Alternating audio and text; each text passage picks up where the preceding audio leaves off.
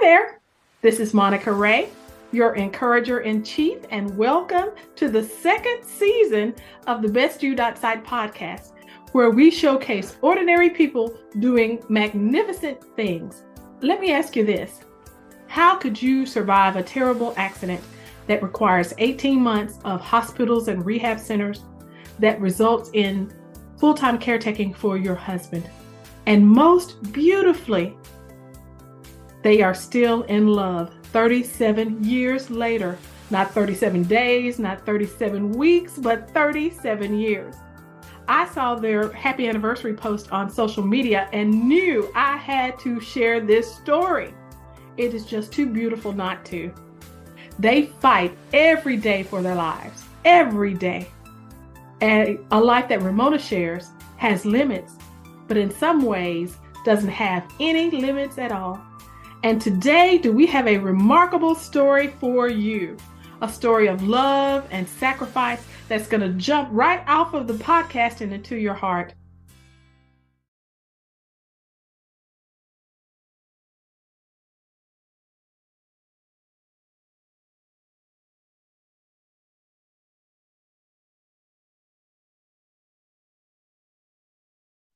Welcome to the podcast, Ramona. Hi there. We're so excited that you're here, So you let me know that you and Michael had just celebrated your 11th anniversary, wedding anniversary, and had just gotten back from vacation when the accident happened. Can you share something about that with our listeners?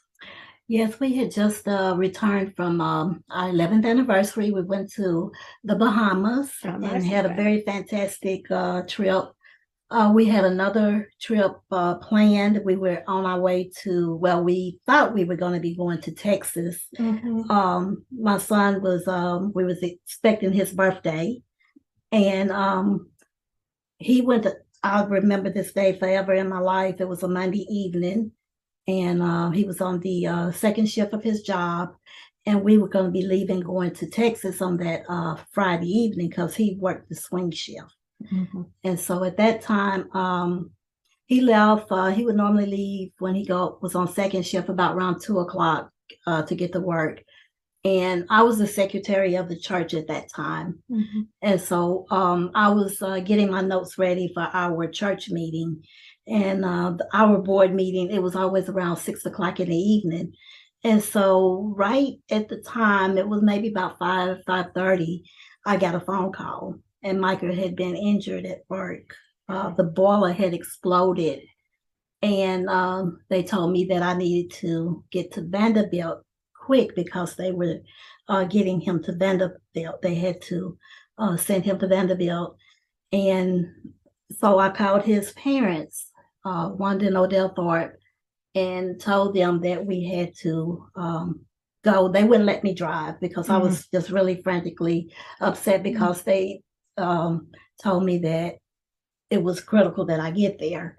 And so they came and picked me up, and me and my son, like I said, he was 5 at the time, was getting ready to have a birthday. So we went to Nashville, to Vanderbilt Hospital, and then we couldn't see him. They told me that he had been burned over 30% of his body, and that they had him in grafting, some type of term that they use called skin grafting. Mm-hmm. They hadn't did the grafting yet. Breeding. They was breeding his skin. Mm-hmm. And so it was just a trying experience. And then they had to prep him for surgery. And at that time, when they told us that he was going to have surgery, it was going to be like a 3-hour surgery. And so that surgery did not end up being 3 hours. It ended up being all day. And then I kept asking, when are y'all going to let me see him? When can I go see him? And there was never an answer for me. And so then finally, I just got so frustrated. I said, I want to see my husband. And when I went to see him, his head was he was swollen, and they didn't have any explanations for me as to what happened. Mm-hmm. And so at that moment, our life changed. Wow, your life changed. I cannot imagine how your life changed. You told me that Michael, and he still is a precious, precious guy, that he went from doing everything from you, girlfriend, he pumped gas in your car to taking care of you in such special ways. And now with this change, here you go. So tell us some of the ways that your life had to change based on the after. Well, the after effects of it, because he had to go through the surgery and then he stayed in a coma. They actually told me that he wasn't going to live. They showed he was on a vent, and they turned the vent down to show me how much he was breathing.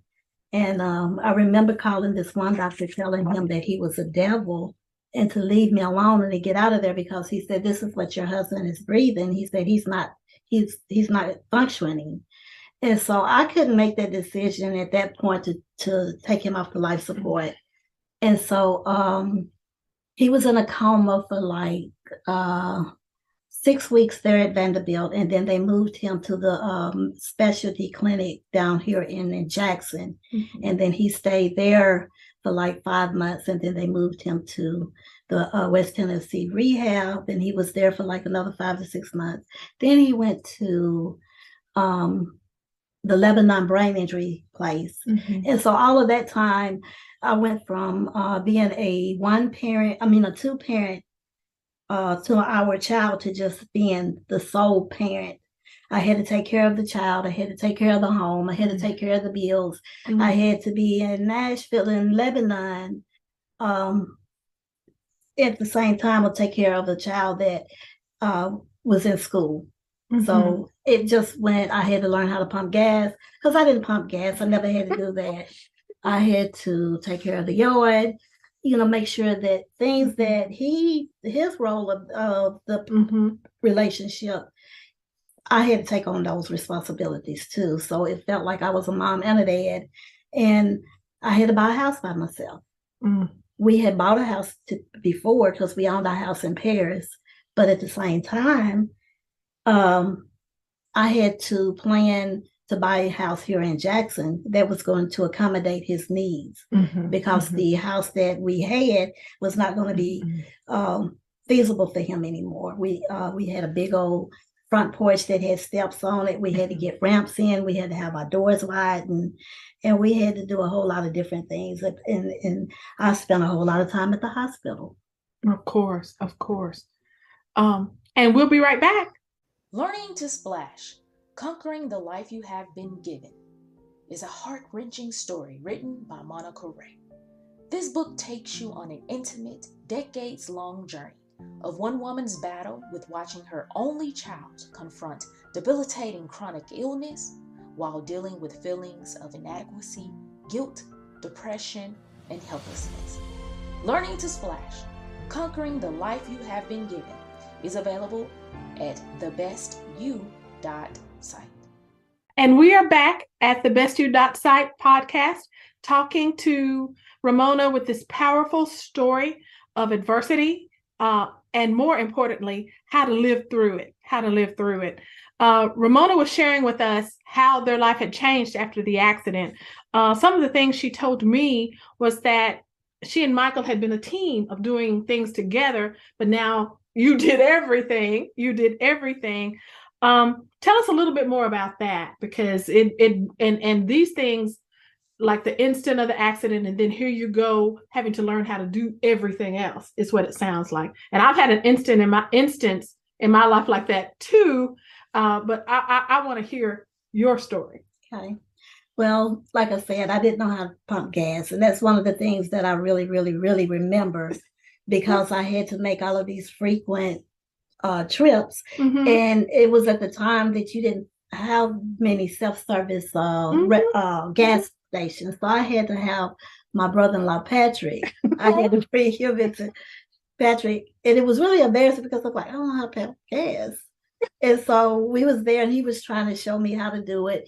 And so then my son was there, Justin, and I just felt like he was a little bit too young to pump gas. Mm-hmm. So my brother-in-law, he showed me how to pump gas. And then Michael, we was like a team. Mm-hmm. When I went to get my hair done, Michael always went with me. When we went to the grocery, yes. He would be there for a long time when we lived in Paris. Uh-huh. I didn't get my hair done in Paris. I got my hair done in Clarksville because we both went to Austin Peay. And governors. Right. Yeah. And so he would be a man, the only man sitting up in the the beauty salon with me, or he would, he would wait on me patiently, and then we would go shopping, and we would go out to eat. But we were always a team. It was always me and Michael, or me, Michael, and my girlfriends, or something like that. And then, but yeah, we was a team. It was just hard. And then, I ended up bringing in another child when my son was a senior, I got my uncle's child, and I've been raising him. Wow. And so I had to raise two boys. And one of the things too is being a mother of a boy, I always had boys at my house. I never had females unless they were in the family. And so it was just different because my husband was a baseball player. And so then I couldn't fill that role, but I did try to keep Justin active. I tried to let him go and play baseball. And it was different because I couldn't get out there and pitch with him. I tried. But I bet you were better than you thought. I couldn't do what Michael did. Yeah. And but it was just I don't know how I made it. I just kept going on energy. Energy came from somewhere because I would go to work, and then I felt like working was very important. At the time, I don't think I had to work because God is good. Yes. I was taken care of from the very moment that his accident happened. TVA immediately started workman's comp. We didn't have any breakdown of not having money. I worked too, but I didn't have no job that was in the capacity of what I had until after I took my professional job after his accident. And so it was just a life-changing experience. I went to work. I worked all day. I had to find somebody to take care of Michael while I was working. And then I had to come home, rush Justin to the ball field, and then come back and get Michael so he could go and see him play. And it just felt like I was on, I don't know, I just think I have ADHD. I've always had it and didn't know it. So it's amazing. It's amazing that you were able to rise to the occasion. It sounds incredibly hard and exhausting. What are some of the biggest challenges? Everything was a challenge, but what did you find to be some of the hardest ones? Well, I've always had the support of my family. My family, my mom, my brothers. They've always helped me. But with that being said, with their support, and I love their support, I couldn't have done it without them. But one of the hardest things for me has been my loss of privacy. My loss of being an individual, because it feels like even with having, it feels sort of like I became a dependent, and I've always been independent. And so that was very hard for me because even growing up as a child, I was always I guess how you can explain it is I was always more of an achiever. I always wanted to do things and figure it out on my own and do things for myself. And I didn't ever really have to ask for help. And so that part has been hard for me because it's affected my pride some, because I know my family loves me and I know that they would do anything in the world for me. But some things that I have to say, I ask them to do, if I want to go on a trip, if I need to go to the grocery store, and one of the biggest things that was a challenge for me was when I worked CPS, which is Child Protective Services. Child Protective Services. And I don't know why in the world I would go out and choose the hardest job in the world to do, knowing that I had a situation that was traumatic, and I had to go through. I don't know why I did that, because you had to go through mental, they put us through testing. And I was like praying the whole time that I was in Tullahoma, like, I don't think I'm going to be able to do the job. They're not going to hire me. because they kept asking me, are you sure with the things that you got going on that you're going to be able to do the job? And I was like, yeah, I'm going to be able to do the job, and then I had to take some medication. I've been taking some medication. Not that I wanted the medication, but the doctors, because Michael had to go at the brain injury, they put him on, they made us do counseling. Mm-hmm. And so it was suggested that I needed something to help my nerves and to help me. Mm-hmm. And so I do remember at one time, they had put me on a psychotropic drug. Mm-hmm. And I didn't want to take it, but I learned without it, like I'm on Cymbalta now, mm-hmm. and I take some Cymbalta daily. And if I don't take my Cymbalta, then I know that I'm not going to be as calm as I need to be. And I am a product of counseling as well. And my family deals with mental illness, not on different levels. And I would encourage anybody that needs support to get the support they need. There is no shame. And we are not robots. They even take robots down and machines down for maintenance. So we need maintenance as well. So no shame in that. I am thankful that you got the support you needed. You got the support that you needed. Well, that's one of the things that I tell people all the time, because I had to really go into the counseling after I got Andrew. Andrew is the child that I talk about, because when I brought him into our life, mm-hmm. He experienced the separation from his parents, and mm-hmm. he had to learn how to adapt to me. Mm-hmm. And so then he's ADHD and he's on the autism spectrum. Okay. And so, yes, I encourage anybody, and I tell everybody, particularly because I am a social worker too. You are a social worker too. To not ever think that because you may need to sit on somebody's couch mm-hmm. and talk to them and tell them about things, that it makes you have mental illness. Absolutely. Because I wouldn't have survived mm-hmm. bringing Andrew into our life if I hadn't took that moment to have that professional counselor. Wow. And you are blessing people already and don't even know it. You are blessing people already. You said that, and you shared that God prepared you for this journey. So what did you mean by that? Before I took, right out of college, my very first professional job was working, at that time, it was called the Department of Mental Retardation in Texas. Mm-hmm. It is no longer the Department of Mental Retardation. Mm-hmm. It is the Department of Intellectual Challenges. Okay. And so that I worked in Texas for almost 2 years at that department, and my population was nonverbal, but they walked. And then in my training, I was transferred to different dorms where some of the people in the unit, they were in the bed. And let me back up just a little bit. Before I even graduated college, I did an internship because I'm a healthcare management major. Mm-hmm. And then that was a very broad field. It had psychology, a whole lot of different things in it. Mm-hmm. And so I did an internship at a nursing home. And so then while I'm doing the internship, I worked 3 jobs in college.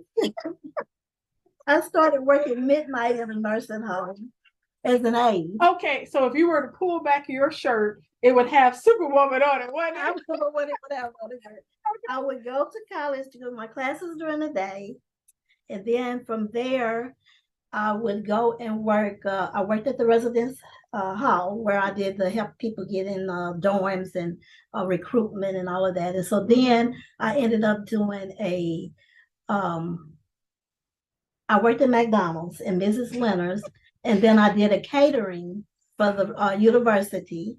And so then I would come home, grab a few hours of sleep, and then I would go and work third shift at the nursing home. And so then I learned how to change people. I learned how to shave. Uh-huh. And then I learned how to deal with different things. I learned how to take people's blood pressure and mm-hmm. things like that. And so then you factor in, would get me back to Texas after I graduate. And then I deal with the population that they didn't know how to use the bathroom on their own. Okay. I had to change people. I had to try to teach them toileting skills and different things. And so I felt like I was prepared for that. Like I said, they were nonverbal. My husband is nonverbal. When he came out of his coma, he couldn't talk. He still can't talk, but he talks well enough that I know what he's saying now, because it's been 20-something years. We've learned to adapt to his language. 27 years. Yes, 27 years. It's a long. It's almost as long as I've been married, I feel like. So, but I just feel like God prepared me for my journey. All of those things prepared you every step, prepared you for the next step. Right. You not even realizing, all of us, you had me throwing things. I'm so excited. Realizing, recognizing all those things prepared you for what was in the future. Yeah. I found that in my own story as well. So, given your unique view, what brings you joy? What makes you happy? Happy people. Okay. The happy people makes me happy. I'm a people person. I think that's why I'm a social worker. And you're great at it. Great at it. I like talking to people. I like people laughing. I like to see people smiling. And if I can make a person happy, then it makes me happy. I like to shop. I love to read. And crazy, I love the news. But I do like, I'm a news, I don't know, I guess I have a friend that told me that I'm a natural investigator, because the part of the CPS that I did, I was an investigator. I started out learning just the basics, but I rapidly was promoted to an investigator on the front end of the unit. And so now I'm still with the CPS. I mean, I'm not with CPS now. I'm still with Children's Services, but I'm doing a different. I'm back on the front end. I'm at the intake unit, and I'm taking the referrals and things like that. But it's just something, and I like protecting children. Oh, I love children. That is so precious. And I probably would have had a house full of children because we were trying to get pregnant at the time of the accident. Wow. Wow. That's amazing. And we'll be right back. Do you dread Mondays? Do you want to start your week off right? Then sign up for your Monday pep talk at TheBestYou.Site. Again, that is TheBestYou.Site. Okay. So you were telling us what brings you joy. Anything else you want to tell us that brings you joy? Just life. See, you're gonna make me cry. Girl, you're gonna mess me up.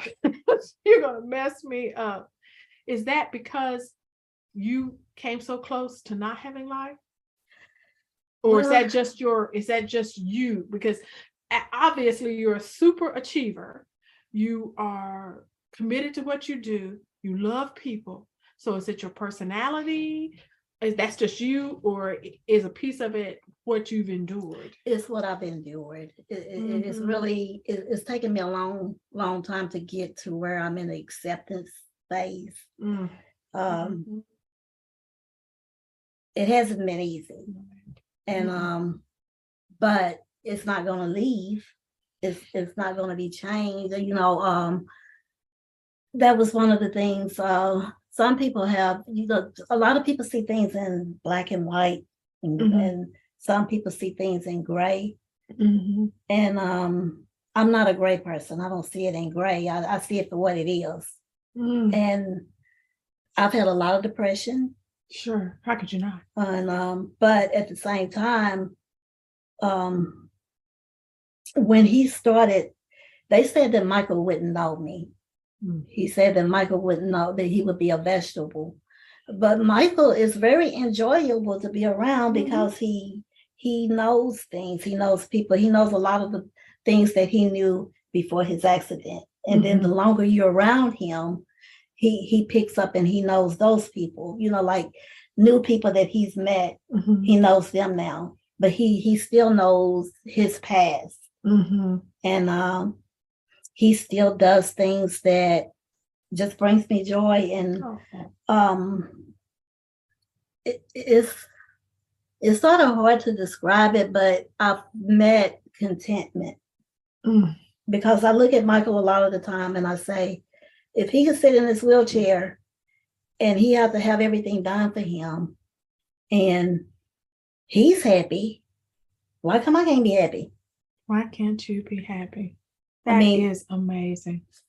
That is amazing. That's just amazing to me.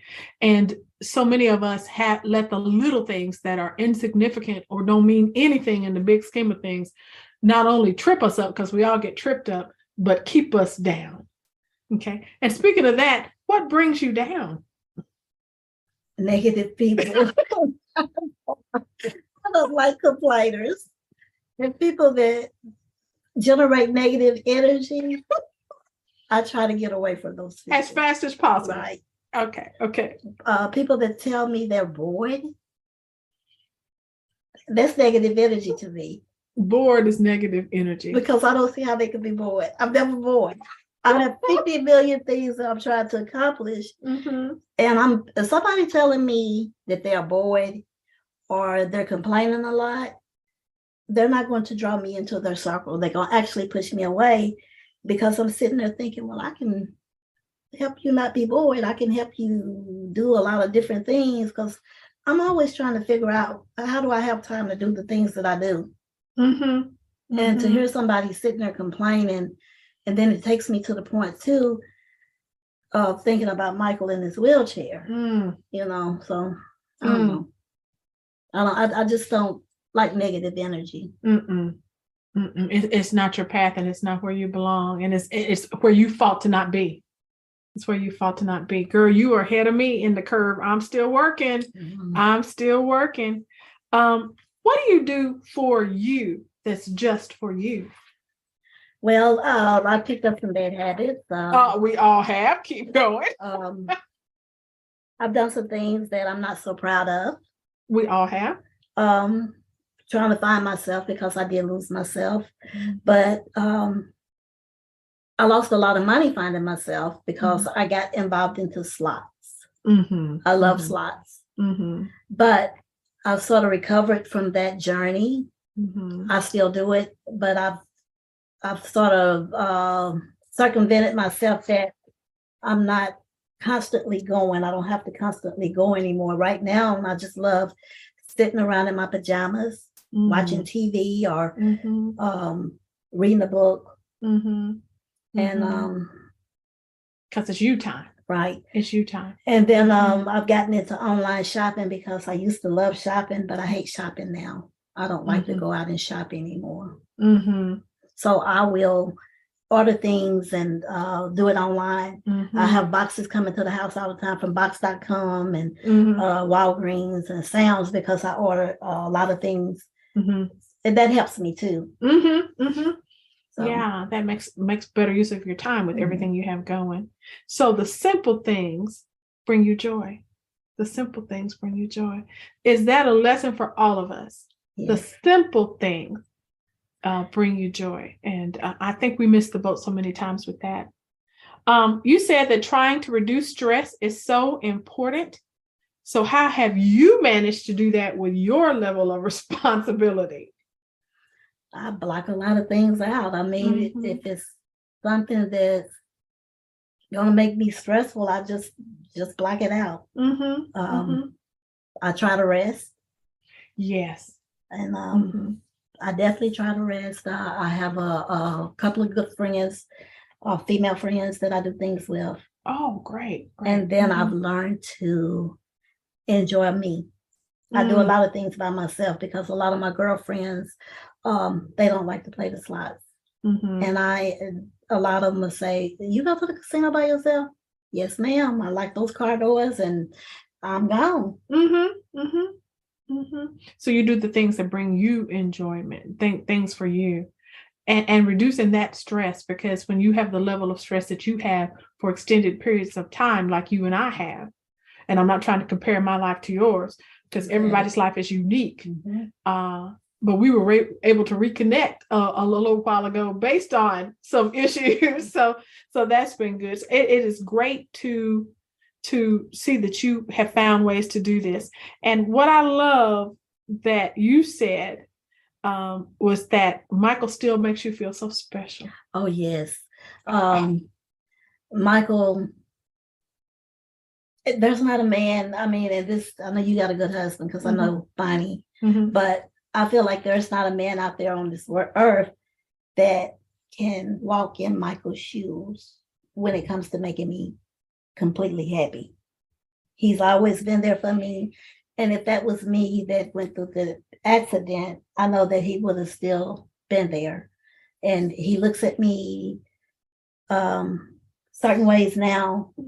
He still tells me I'm pretty. He'll say you cute. It don't matter if I have my hairs all over my head or whatever. He's always been like, yesterday I started to make a post, but I was short on time because I kept sleeping until I needed to be setting up for work. And I said, what you want for dinner today?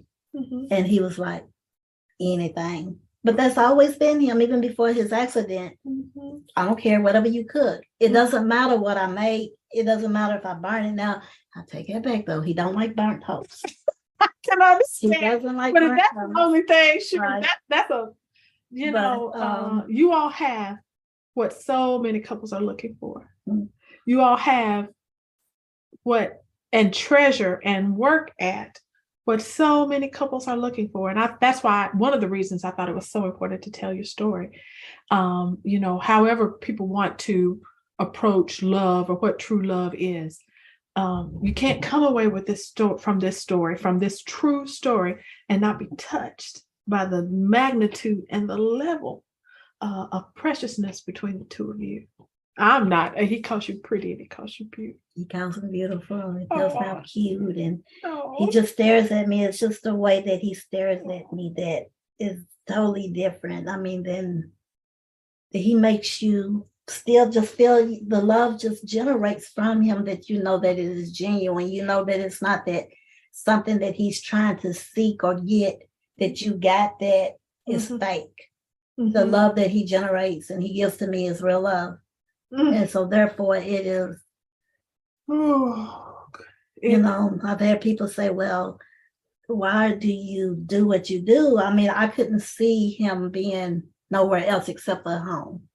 And, I've had to fight for things that he needs. But even when he was at the specialty unit, in these, because I worked at a unit like that, I worked at experiences, right? And I know what happens at those places. So even when I had my son that was 5 and 6, I was up in the middle of the night making spot checks to make sure that he was being taken care of the way that he's supposed to be taken care of. And so I figured that he can't be taken care of any better than having it at the home. When I left my job the first time, I didn't want to leave my job because I love CPS. I left my job because I had some challenging things that was happening at my home. I had some things that was coming up missing. I just felt like that I needed to have been at home. You needed to be at home. And then when I say that God prepares you and he knows your circumstances. I believe that. I started doing home studies, which allowed me to be at home some, but when I was doing the home studies, I still had to leave the house to meet with my families and do all of that. So I kept saying, God, I'm getting farther in debt. I'm getting farther in debt. We need money. I just kept saying, God, I need something to help me figure out what I need. So I tried to go do another job, but then I kept thinking, I don't want to get back into the same situation. I need to monitor my home. I need to run my home. And so I just kept, and then, Lord Jesus, I got a 100% at-home job. I work at home. This is a hallelujah moment right here. I'm able to, hallelujah, check on my husband, keep, watch everything that's going on. Yeah. And I'm just, I can't, that's my contentment. That's your contentment. And then some people say, you still work all the time. I don't care that I work all the time. I don't see it. It's not the same type of stress that I had doing CPS. And I do understand a piece of that because I didn't have to, our child required for me to be home with her for 7 years and homebound her for 7 separate years, working full time. And God made a way. Yes. God made a way. I couldn't figure it out, but I didn't need to because He did. And you're doing. And I'm doing. I've read your book. Oh, you're sweet. You're sweet. So you're sweet. I'm glad we reconnected. I am so too. You know, I people are going to be so blessed from your story. I just feel it in my bones. They need this in this time of stress and what's wrong and what's bad. Pure love and sacrifice and support. We need that. So you live in what other people need to live.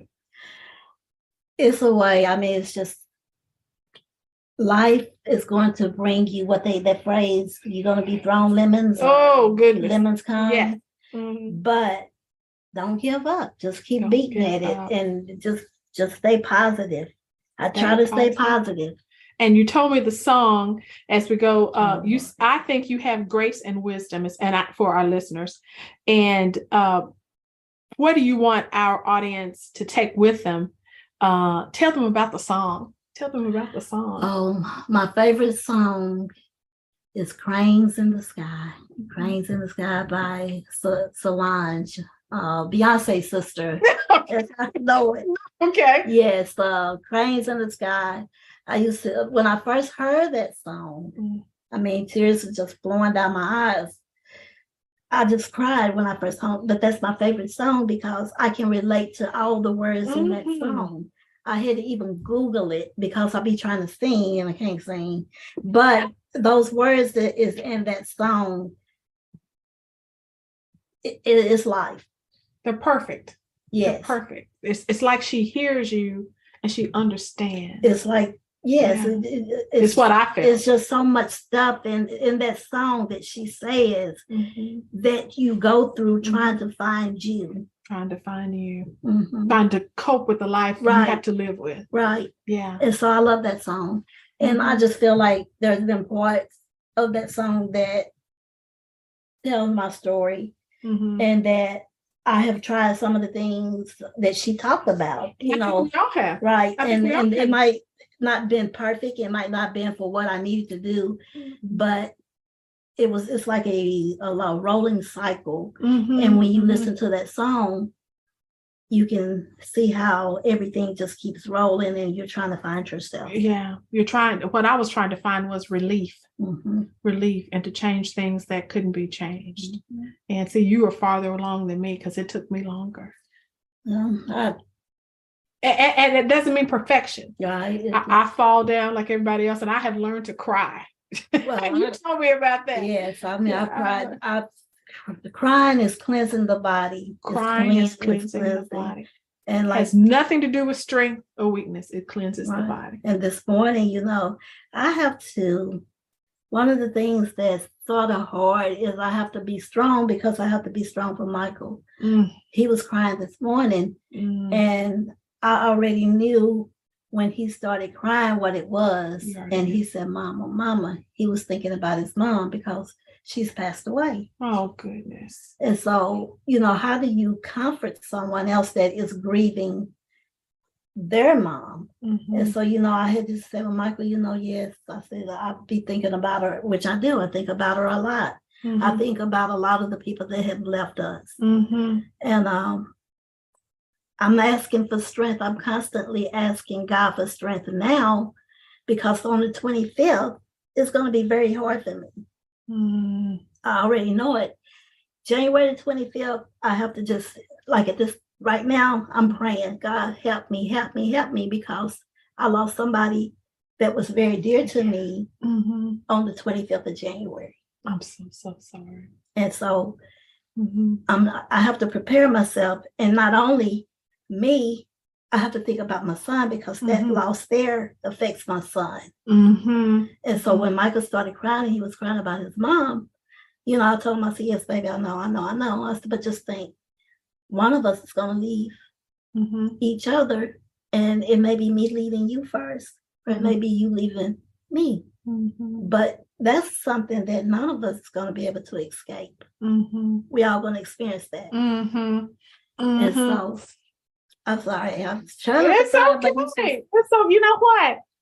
Our strength is that we're human and we are genuine. And if Jesus cried, so can we, right? But yeah, it's just a lot of things. Tears are cleansing. Right. Tears are cleansing.